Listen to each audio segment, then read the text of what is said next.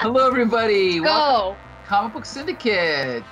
It's Mike-EL here, your co-host, and I'm joined by Bex Luthor. It's just me. I'm always here, no matter what, rain or shine. Woo! I saw the movie. I'm here. I'm here to talk about it. I love talking about things. That's okay. So yeah, we're a little short-staffed today, but we're gonna make up for it, right? With our swimming personalities. Is that an expression? Swimming? No. No? It's not. No. I also can't swim, so Okay. we're doomed. Uh-oh. Yeah, and like we were saying earlier, we kind of dressed opposite in opposite styles. So like I have my white Acapulco Delight shirt on. I don't know if you guys can see that. You see that? Yeah. Mike is Apollo, the god of the sun, and I am Persephone, queen of the underworld. There you go. Right? Perfect. It works out. So yeah, we got a little god theme going here. So we're going to talk about Eternals. Eternals is based on Jack Kirby's ill-fated sort of comic from the 1970s based on the theories of Eric von Däniken. So Jack Kirby had left Marvel, went to DC, created the New Gods as well as a bunch of other things, came back. So unfortunately, this comic was kind of after his peak. It's still a good comic, but it wasn't quite fully executed when he did it. It wasn't a refined idea, but it had a lot of cool ideas in it. The Eternals are cool. The Celestials are really cool. The Deviants are cool. So now, 40 years later, we have a movie adaptation that, to me, resembles nothing. Like, it doesn't resemble the tone of the comic at all. It doesn't adapt. It doesn't adapt a lot of things I like about the comic, but we won't talk too much about the comic. And I'm not going to say that I'm a slave to the comic because I've only read like a few issues. But I'm just going to say there's been a lot of negative backlash against this film. And after seeing it, I don't hate it. There are a lot of good things about it. But overall, I feel it's very long, very draggy. And it's also just a lot of shots of people talking in a circle, interspread with brief scenes of action. What did you think of it, Bex Luthor? I liked it. Of course. Yeah, nobody is shocked. Oh, the Marvel movie with the gay character, Becca liked it. I didn't just like it because it was the first MCU like non-heterosexual kiss. It did help, but I did like it. I liked it. I liked it more than I thought I would like it because I went in thinking that it was going to just be garbage. Right. And there's a lot of good in this movie. I will say, like most things that I like that a lot of people don't like, I will be like, I understand why you probably didn't like it. There's a lot of this movie that like seemed rushed. Like, well, we gotta get this movie out, so we'll just cut it and we'll figure it out in editing, and then they didn't. So that's a good assessment. Now, did you see Nomadland? No. So I don't have any prior, I don't think, experience with this director at all. And you'll pardon me if I mispronounce her last name. It's Chloe Zhao? Yeah. Or okay. Well, now I saw. Yeah, I don't know. Yeah, so I saw Nomadland. I think it's a good film, but it's a bit of a cheat because it's supposed to be a drama, but in the film, she's interviewing real people that are homeless that don't know that oh geez, what's the star's name? Didn't see it, but I do know what movie you're talking about now. Yeah, okay, but just a minute. I have to, just so people know who I'm talking about. Nomadland stars Frances McDormand. They didn't know that Frances McDormand was an actress, so it's a little bit of a cheat. So like Frances McDormand plays a character, and in the movie she visits fictitious sister and brother-in-law and fictitious background, which is the drama part of it. But the people who she's living with are real people. So of course their stories are tragic. Of course the conditions they're living in are tragic. But it presents itself as sort of a hybrid. And not to say that it makes a bad movie, but it's a little bit of a cheat. And so what I'm saying is that I'm assuming Chloe Zhao is very good at capturing real life tragic situations and putting them together into a movie, which is one skill. But in this movie, she's trying to dramatize something from scratch. Now, granted, she didn't write the film. Someone else did. But I guess it's kind of showing the limitations maybe of her filmmaking because it's possible to apply that skill to this type of genre film, but I don't think she really did it here. Like, did you not feel because again, I went in unfortunately with all this negative reviews hanging over my head. So I went in and I thought, wow, there's just a lot of shots of people standing in a circle or sitting in a room and just talking, which you could argue is one way to do a good movie, but it just felt like she was trying to mimic her documentary style into this Marvel movie, but it doesn't really work. What did you think? I mean, and it's hard to compare a director's own like full control project against a Marvel project, right? Like there's a lot like her movie probably was a lot more fluid in the creativity of it versus Marvel, which is very strict, right? Right. You like obviously we know good directors who've left Marvel projects because of those ties, like with the Ant-Man and Edgar Wright. He was like, nah, I can't do this because right.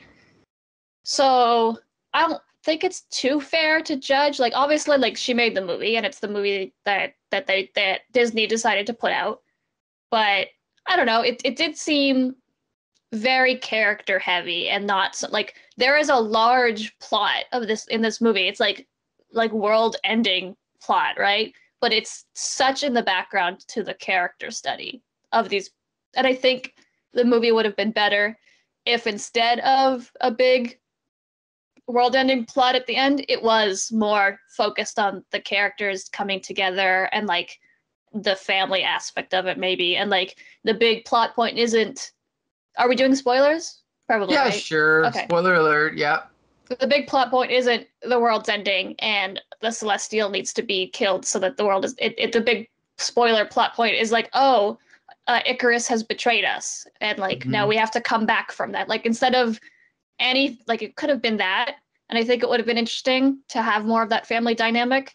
I guess maybe they didn't want to do that as much if they are planning like Fantastic Four coming, but there's no reason you can't have like 8 million found family.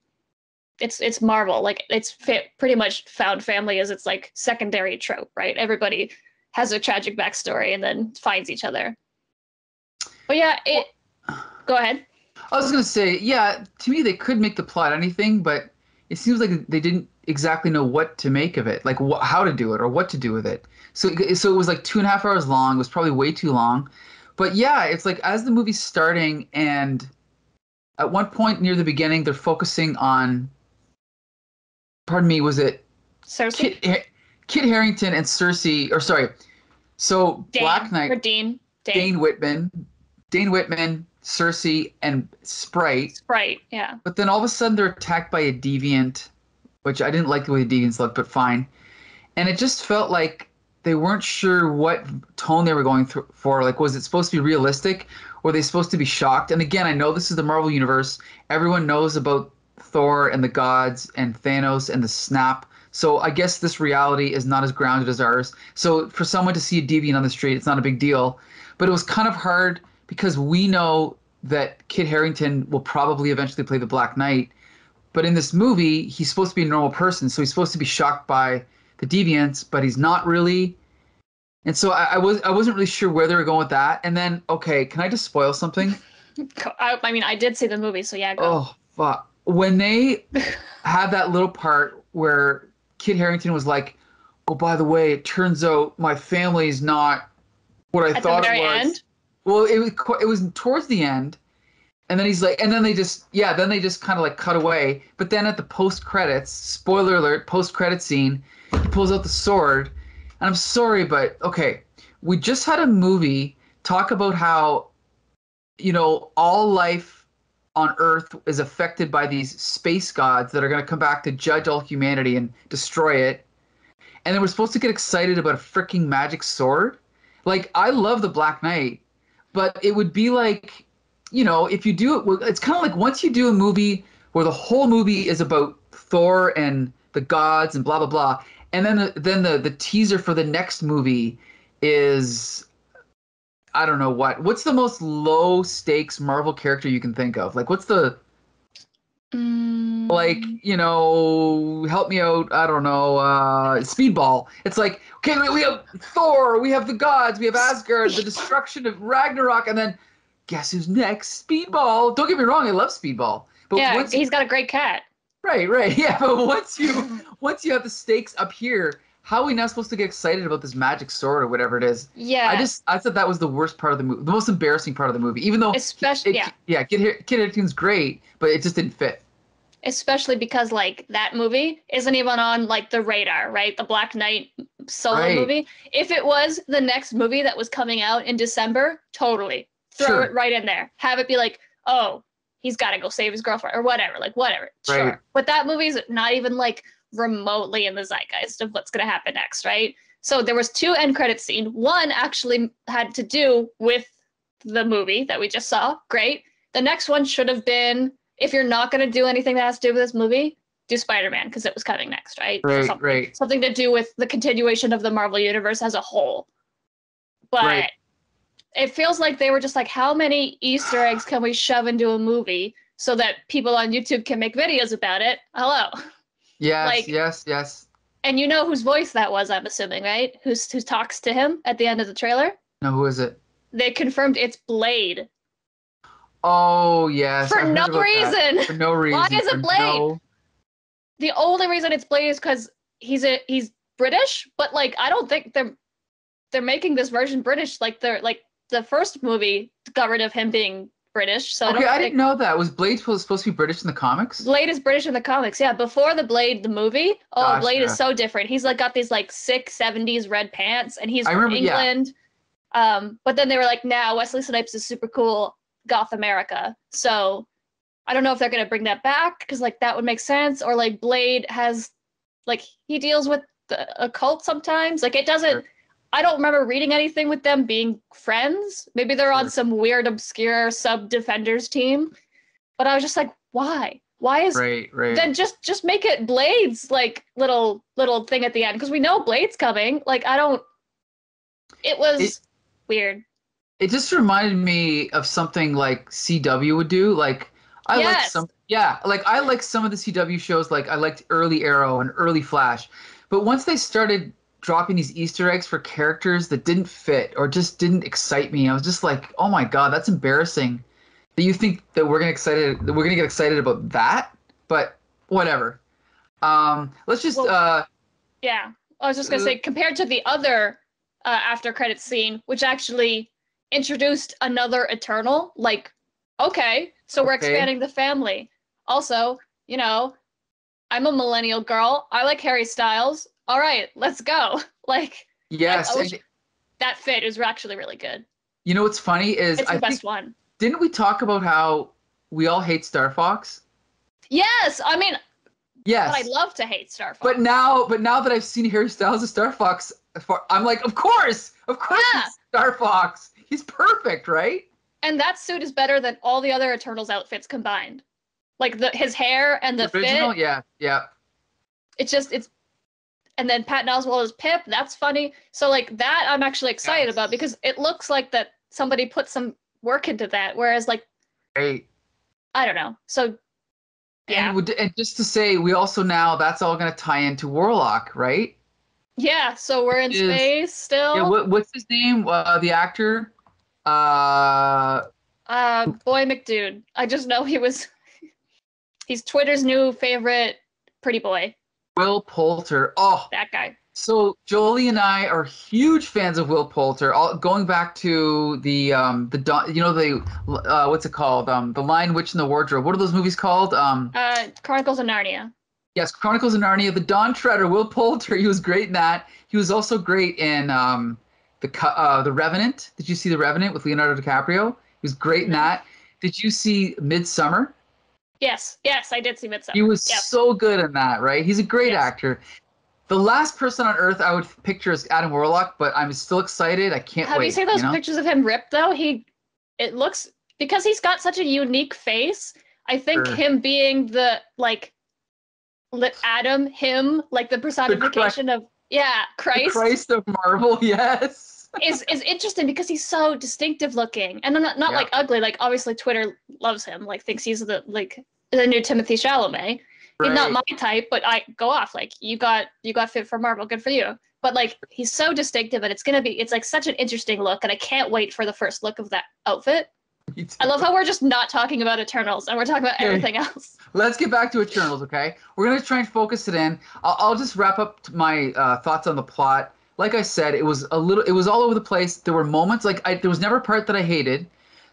There were parts that I thought were good. There were characters I thought were good, which we'll get to in a minute. But I just thought it was really unfocused. And the flashbacks, I like the idea of the flashbacks, but the flashbacks didn't work. So overall, I think it needed a rewrite, a re-edit for sure, and to be much shorter. What did you think? I don't know if I would say it needed to be entirely rewritten, but I think like all of the stuff that was in the trailers is the stuff that I didn't like in the movie. So I was like, I don't know what they're trying to go for. I was just a little bit confused. Like I did enjoy it a lot. There was a lot of visuals that I liked. There was a lot of character development I liked. But I left the theater being like, oh, this is really cool. I wonder what it could have been. Which sometimes is how Marvel how it is, especially with us who like read the comics and like know what it could be. Sure. And then you watch these live action movies, you're like with the first Iron Man, I watched that movie and I was like, wow, that's Iron Man. And then some of these other ones, you're like, okay, I understand why you did what you did, but also I wish you hadn't. But yeah, let's get into this cast.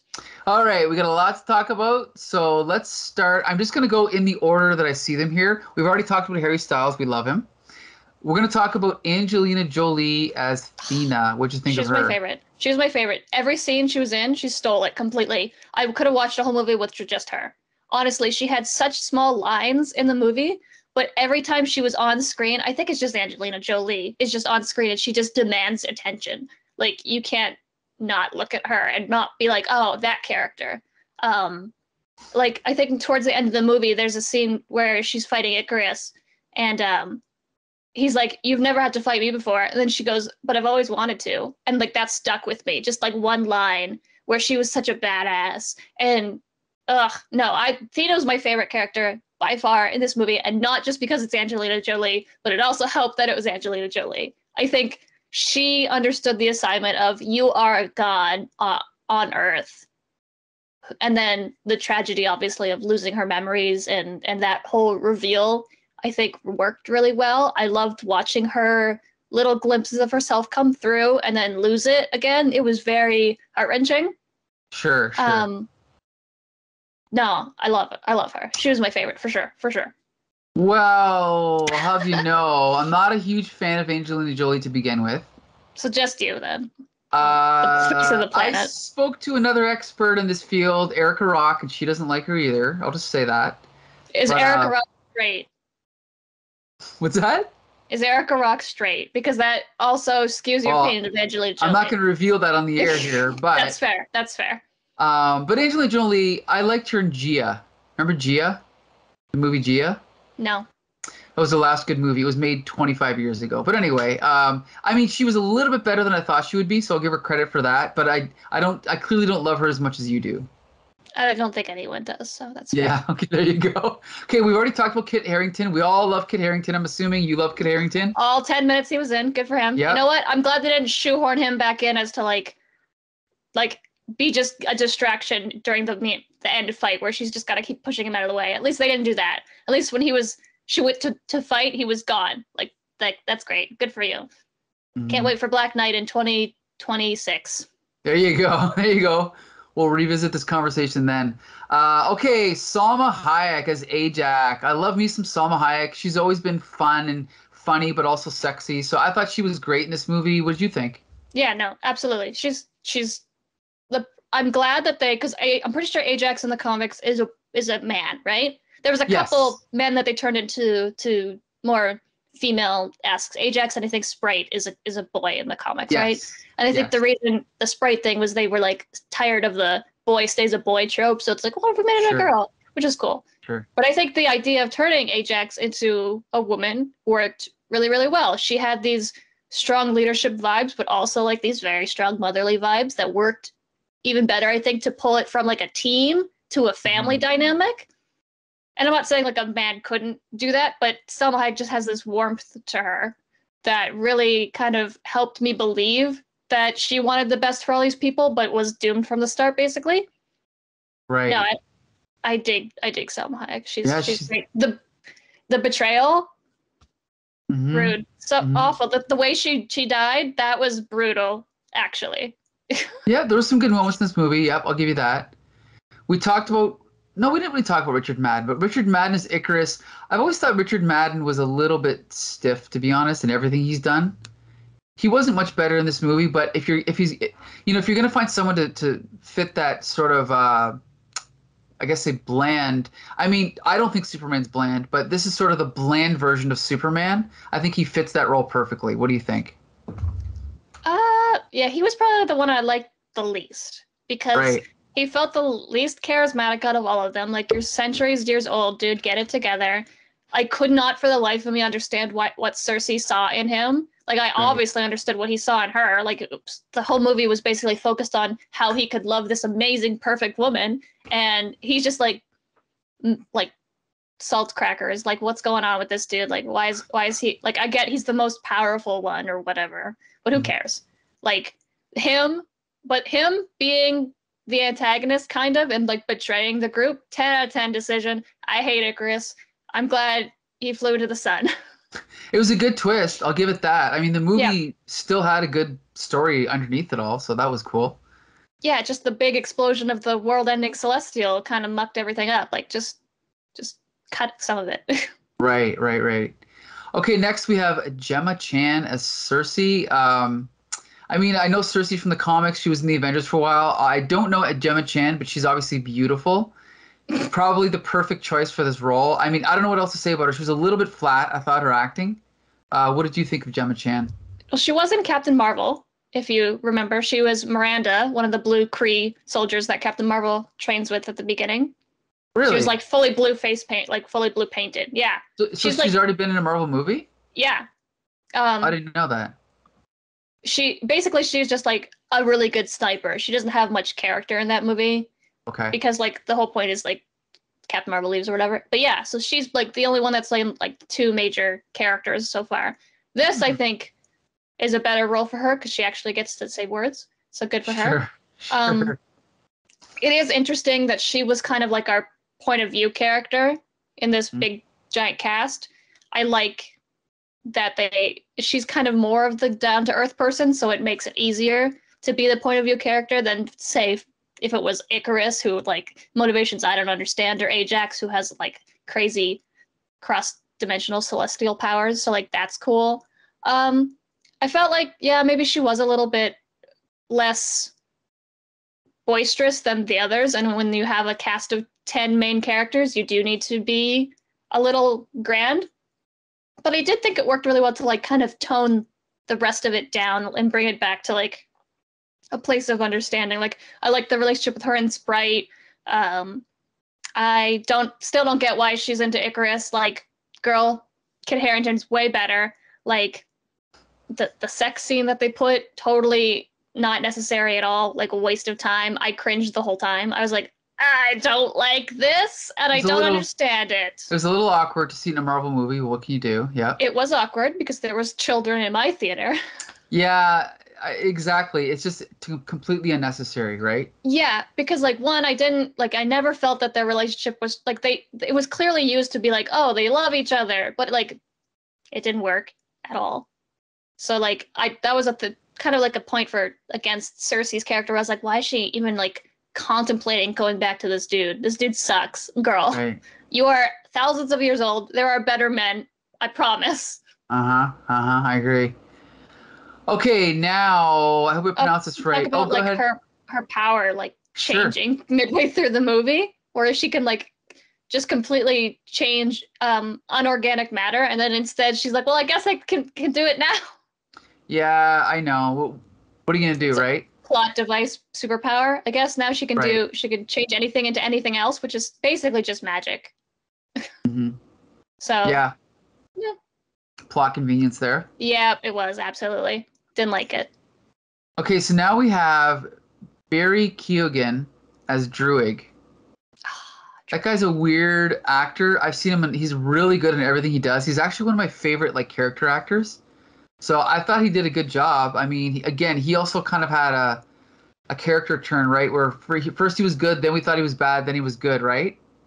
Yeah, he's very gray area. So like obviously he's on board with everything at the beginning, and then he gets to a point where he's like, "Well, what do you mean we can't interfere? People are dying all around us, and I can prevent that." And like that's a cool use of like normally when we have mind control powers, it's normally like, "Oh, I want to make people kill each other." But he was like, "No, I just it's kind of like I don't know if you ever read the Injustice comics, but like Superman wants to like basically like make everyone peaceful, so peaceful. Like you can't like I'm gonna prevent you from committing crimes. Like you can't do Right. it, and it, like removes that choice, right? That makes humans or whatever. But like he seems like he's like so young and naive about it. He's like, well, I can just make them stop fighting, so I will. And then you see him in present day, and he's just a cult leader. That's funny. That was Yeah. funny. Yeah, that was good. Yeah. There's only a couple jokes in this movie, I think. It's not like super comedy heavy. Some of them are bad. Some of them are like, oh, is this table from IKEA? Smash it. And it's bad. Absolutely bad. What was also sadder is they put that on the trailer. Yeah. And like, oh, this is the good we can't waste this. We got to put it in the trailer. Yeah. Wasn't that funny? Not at all. Was that guy Superman? No, I'm not Superman. I don't have a cape. Oh, cool. Sick joke. But like let's go find Druid. Where is he? And he's a cult leader. Like the split transition from him just literally controlling people in the force. Great. That's good comedy. Yeah, that was good. And that actor, he was. If any relationship in this movie actually like made sense, it was him and Makari's. Like they haven't seen each other in centuries, and all of a sudden now they're like just flirting and being all like cutesy. Love that. I love that. It was great. He was great. He was one of my favorites too. I think that developed because the actors had chemistry. As far as I know, that developed as they were filming. So that's kind of interesting, you know? Yeah, because you kind of see it a little bit in like some of the flashbacks where they're like interacting, and then it's like this interesting romance that's been developing over thousands of years, and now they're at the stage where they're just comfortably flirting. Like they still haven't, they still never kiss. Right. So I like that. I really like that. Mm-hmm. I want more of that. Well, there's going to be more, unless this movie bombs. We'll see. But anyway, let's see there's more where that came from. Maybe not. Okay, so next is Don Lee as Gilgamesh. Now, one thing about Gilgamesh is I always thought Gilgamesh was a Mesopotamian epic or myth. So I would have thought a Middle Eastern character would have played this god or whatever. But what do you think? Does that bother you? Do you care? Didn't know he was Mesopotamian. But I mean, like, didn't know that what Gilgamesh was, because it's from I just associate it with an anime, so I have nothing. Gotcha. Nothing to note of that. And the thing is, I don't want to get back into the argument about Idris Elba playing a Norwegian god. It's not that. It's more just that. We're not talking about another white character. This could have been a good Iranian actor or something, or Iraqi actor, right? That's how I pictured him, but whatever. This guy was fine, just not what I had in mind for this character, Yeah, I didn't really think. I don't know. Right? Obviously, I didn't know him from the comics, and I don't know his background at all. So, what didn't bother me during the movie?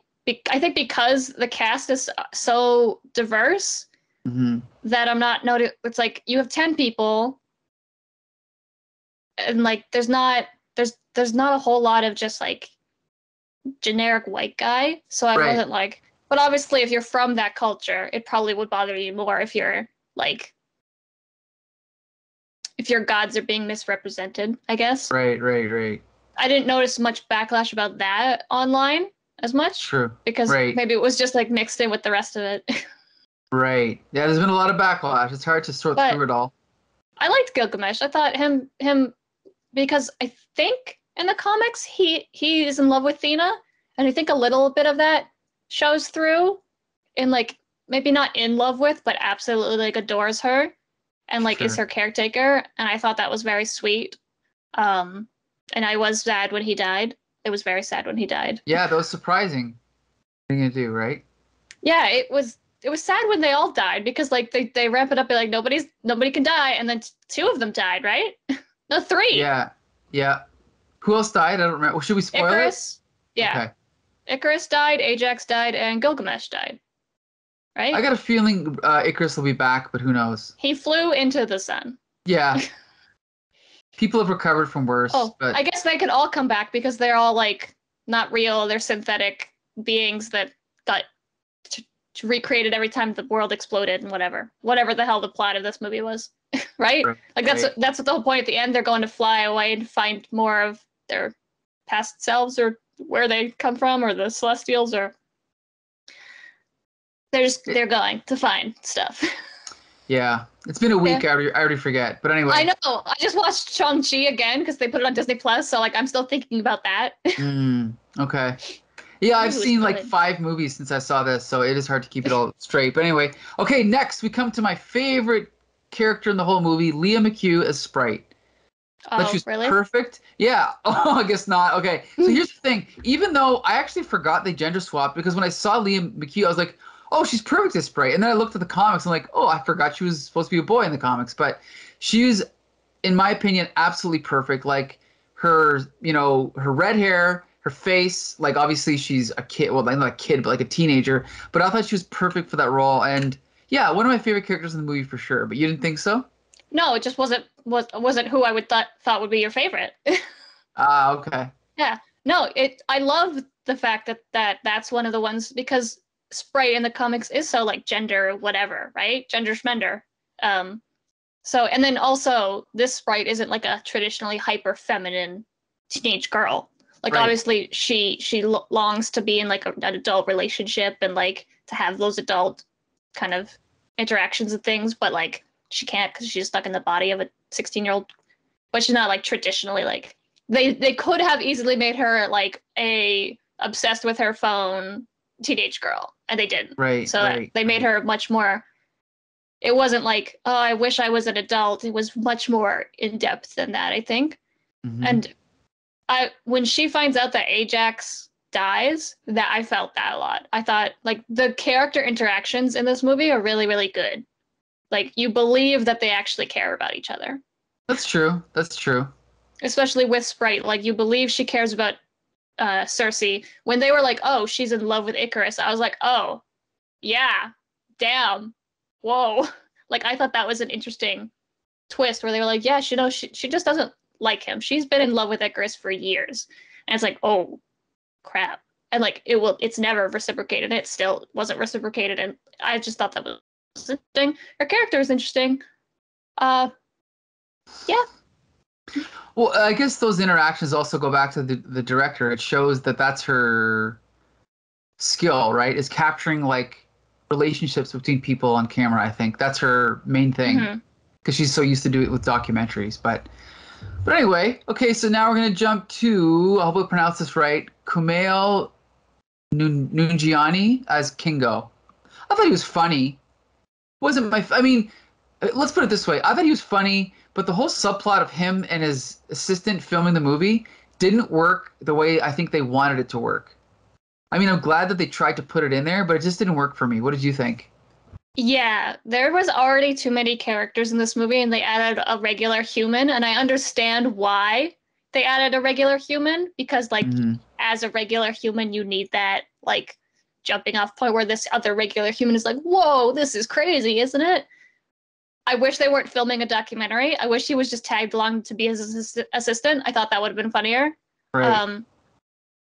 When Kingo leaves the group, and he's like, I don't agree with what you're doing, but I can't fight you, so I'm just out. And his assistant was like, oh, it was love, like he has such a heartfelt goodbye about meeting all of them. I was like, this is the best character in a film. I don't even care about the Eternals. This guy, I love this guy. But also that's more of like the relationship things. We're not talking about that guy. We're talking about Kingo. Kingo was fine. They needed a comic relief, so that's fine. Not all India media is Bollywood. I just want to say that. Like, of course they're like, oh, Bollywood, obviously. Whatever. I think it's funny that to play off the fact that he's immortal, he's just been his own successor in these movie franchises. I thought that was kind of funny. The best jokes in this movie are not said like, here's the punchline. The best jokes in this movie are the things in the background, the transition to Druid being a cult leader, just seeing the posters on the wall of him and all of his grandfathers in the film industry. Like, those are funny. The jokes they kind of fell a little flat, unfortunately. Yeah, I agree. Which means that there is good comedy in there somewhere, because some of the things I'm like, that's funny, but maybe not in the wordplay. It was more like in the background. Maybe there should have been more slapstick. I don't know. It's hard to balance when you have like, every character in this movie isn't Tony Stark snarky, right? Like, you can't have that. So. And originally there was more characters and they actually trimmed them down. If you can believe that. Yeah, that sounds about right. Yeah. What are you gonna do? But yeah, I liked Kingo. I like the actor. I like the actor a lot. Yeah, he's funny. Yep. Yeah, I think he's funny. I think the fact that he was doing his next Bollywood movie was just Icarus's story. Yeah, that's funny. That's funny. Yep. So again, I was gonna say there's so many good ideas. You're right, but there's another one. But anyway, go ahead. I was just gonna say like that's the thing, is that the jokes are the plot of like the background little tidbits in this movie that aren't the focal point. Be like, oh yeah, this is just my new show or my new movie, whatever. Anyway, what are you guys talking about? And he's like, is that me? I was like, yeah, it's the Fall Icarus. That's the plot story I'm doing. Anyway, back to the plot. Right. So like those kind of jokes are the good ones. The ones that aren't the trailer, is this table vibranium? Like, no, bad. Garbage. Yep. I know. Yeah, Kingo was fun. I like that he was a big movie star. I thought that was interesting. It is interesting to see what they've all been doing in the modern world, and while still like laying low enough that we haven't seen these characters in other Marvel, like they haven't been referenced at all. Because like Cersei's just been a teacher. That's funny. Kingo's been a movie star. Like, why would the Avengers care about a movie star? Icarus has been sad and alone, I guess. Who cares? But yeah, I guess they needed one like comedic relief-esque character. They didn't really, but like, if you're gonna have one, at least it's the guy who like clearly doesn't take anything seriously. Yeah, there's nothing wrong with that. Yeah, perfect character. Because the rest of the movie was a little bit, I don't want to say pretentious, but a little bit self-important, and he kind of brought everything down to earth. Yeah. So I think that worked. It's fair, because all these characters are basically gods, so if they have a little self-importance, it's understandable. Yeah. Okay, now we have Lauren Ridloff as Makari. Now, I know Makari mostly from the Quasar comic. Oh. Makari in the comics is obviously a man, and Makari becomes friends with Quasar. And anyway, that's what I know Makari from. But here they've obviously gender swapped, and they've made Makari deaf. Yes. And the actor is also deaf. The actor can only communicate through, sign language. And so I thought the character was fine. I mean, also considering she was only communicating through sign language, I thought, like we said earlier, there was a lot going on between her and Druid. Yeah. Yes, so I thought that was pretty cool. What did you think of Lauren Ridloff? I wanted so much more of her. Mm-hmm. I was like, why has she been like hiding in the ship for 100 years? No, I want no. I thought like the flashbacks where she's like talking about how like she's trading for trinkets and she just is a hoarder of these like artifacts and stuff like that. And then when you go to the ship and you just see her hoard, she's just a dragon hoarding all of these like amazing artifacts. I want to know what she's been like. Has she been heisting things? Like, that sounds fun. Like, did she come across like, did she run into like Eric Killmonger when she was like hoarding Wakandan artifacts? Like, what's going on there? Like, I want to know about that. But no, they cut her, and I'm assuming that they just didn't have the time to do what Makari's been up to. But I really, really like the character because, again, you've got some more inclusivity into this, right? You've got a deaf person who speaks only in sign language. And so, like, the amount of just emphasis that she had in her character speaking, I thought was great. I thought that's a great actress right there because I'm so used to people using their words for emphasis, right? Right. And I just thought it was interesting. I really liked her character. I wanted to see more of that. I want to see more of her and Druid. I think that'd be interesting. It wasn't enough, but like I'll get it, but I wish like maybe cut Kingo's backstory. I want to see what's going on with Makari. Yeah, it's like someone said, it's like the movie was both too short and too long. Like there was so much more they could have done, but also what was there was too long or something. It's almost like it needed to be a TV series. Maybe, I don't know. Yeah, but then they'd go the Inhumans route, and we tried that, and let's not do that. Yeah, it didn't work. No. Okay, so last character, folks. Brian Tyree Henry as Phastos. I thought he was great. Hilarious. Loved his character. He was another comic relief in a different way. What did you think, Becca? Oh yeah, besides Thena, he was my favorite. And not just because he was gay. I would have loved him if he was not, because I think his dry sense of humor and just done with the bullshit attitude that really matches like the way that I do humor. I really, really vibed with it. I love his inventor, like that whole shtick. I thought it was interesting. And then his like whole thing with his family is so believable. Like he went off, Right. all these gods are going off and doing these crazy things, and he just fell in love and started a family like a normal human. Right. And I think that's something that like very much grounded the Eternals, where you have Icarus flying off and shooting lasers and having no actual emotions, and then you have Phastos who just has a husband and a home and is teaching his kid to ride a bike, and it's just so nice in the Marvel movie where the world's gonna end. And honestly, his and his husband's relationship, they like nailed it. I think in like the little that they show, you're like, oh, these two are in love, and they have a son, and it's their whole life. Like I got that. Whereas like the whole Cersei Icarus relationship, I still don't understand at all. Right. Yeah. And then I thought they weren't gonna do it, but you should have seen me in the theater, Mike. I didn't think, I was like, they're gonna cut away these, or they're gonna just like bop foreheads or whatever. But no, the bastards did it. Marvel finally has their first gay kiss, and it was beautiful and perfect, and it made sense, like plot wise for the narrative. Like, oh, I have to go save the world. I might not come back, kind of vibes. Sure. Very cute, very sweet, very not gratuitous, or like they treated it like they would treat any other Marvel kiss. Maybe not like a first kiss, but they treated it like any other like goodbye kiss. It was done well. And I just would watch like a little sitcom of their family life. I want like with Phastos like fixing up their house with all this crazy tech, and like, oh, when he was like, do you remember the scene when Ajax confronts Phastos and he's like at the scene of like Hiroshima? Yes. I thought maybe that was a lot, but also like the fact that he was like, oh, I gave them the technology to be able to do this, so this is my fault. I was like, no, baby, it's not your fault. We're just awful. No, it's not. He was just a good boy. I liked him a lot.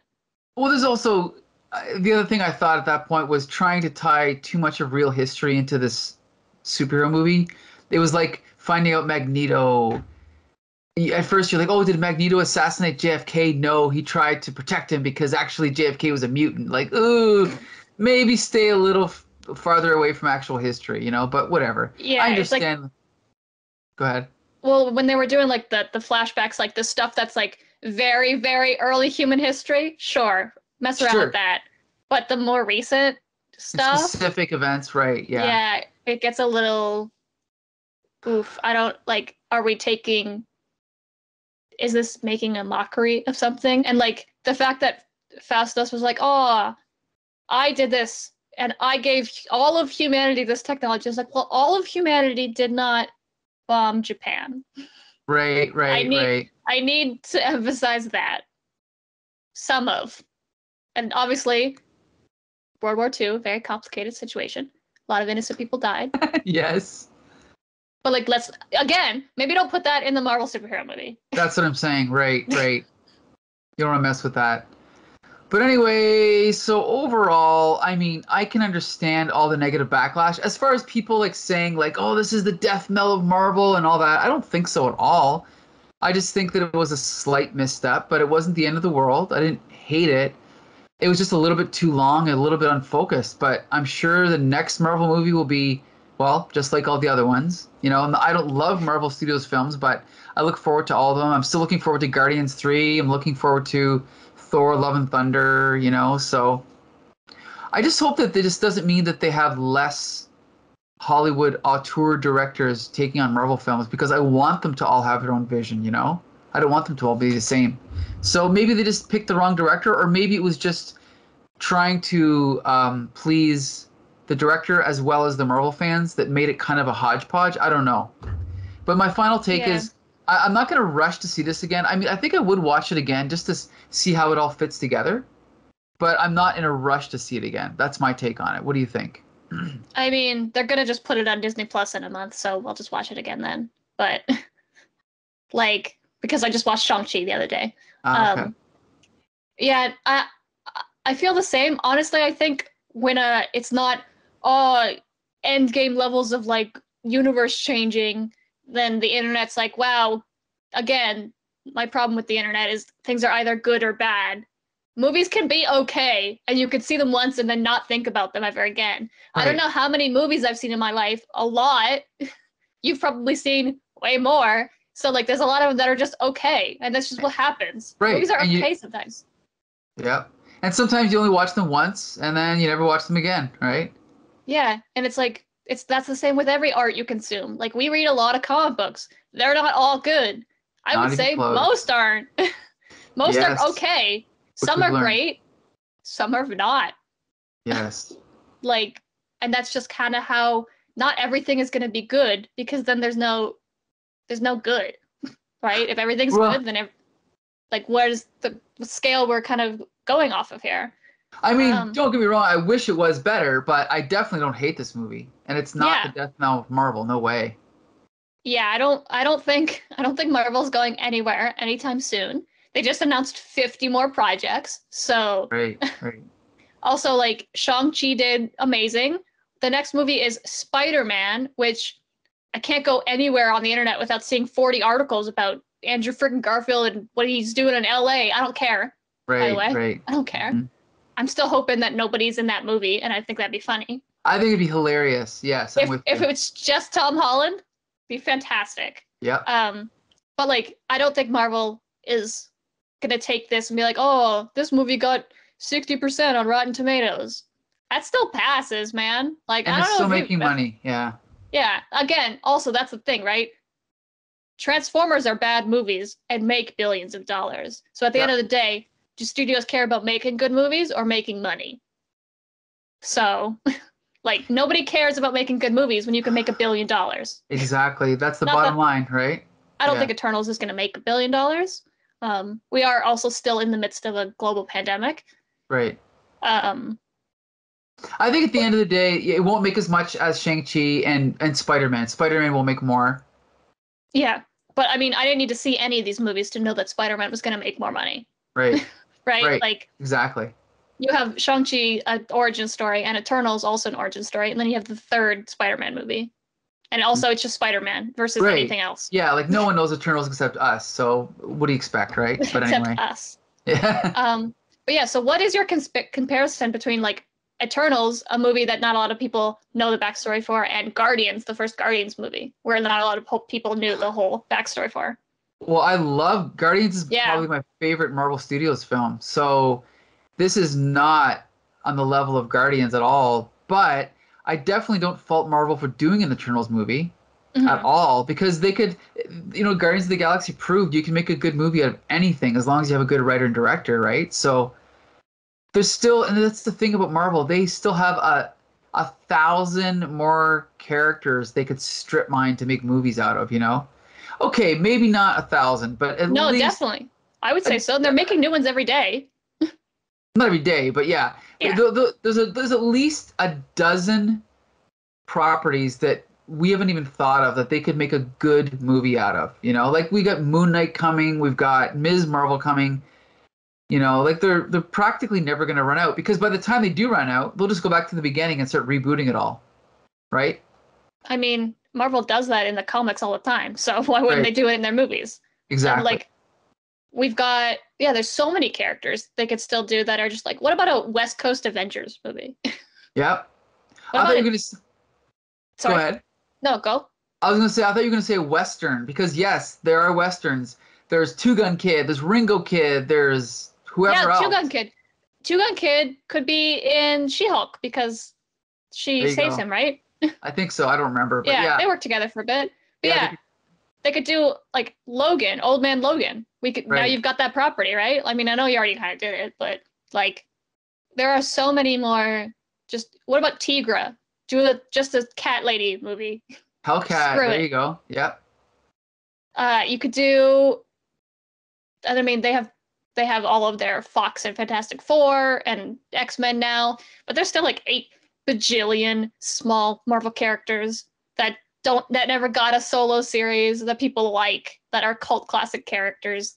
Mm-hmm. So it's gonna just keep going. I mean, do I want to see another Eternals movie? Yeah, I'm kind of interested. I want to see where it's gonna go. Is it mostly because of Harry Styles? Yeah, a little bit. Of course, yeah. Man. But I'll see that, whatever. Yeah, I mean, look, here's the thing, right? These Marvel fans that are like complaining on the internet, you saw the movie. You're gonna see the next movie. Exactly. Everyone's complaining and still paying. So so Marvel doesn't care. Yeah. Right. No, as long as you pay to go see it. Right, exactly. Okay, unfortunately, we would love to keep talking more about Eternals, but we do have to wrap this up. I want to thank Bex Luthor for joining me this week. It was great to have you. You know what it is. I'm here. We'll talk about Eternals. We'll talk about anything. This movie's great. Loved it. 10 out of 10. I wouldn't give it 10 out of 10. Like a 7 out of 10. For me, it was like a 5.5, maybe a 6 out of 10. It was a 7 out of 10. It was a 6 out of 10 if Phasedos didn't kiss his husband. But because he did, 7 out of 10. Because all right. 7 out of 10 also for like representation.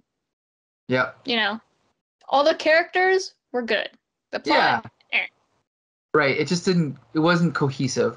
But anyway, so that wraps up this episode of Comic Book Syndicate. Be sure to join Bex Luthor and I every week on Here Comes the Spider-Cast along with Josh and G.I. Jolie.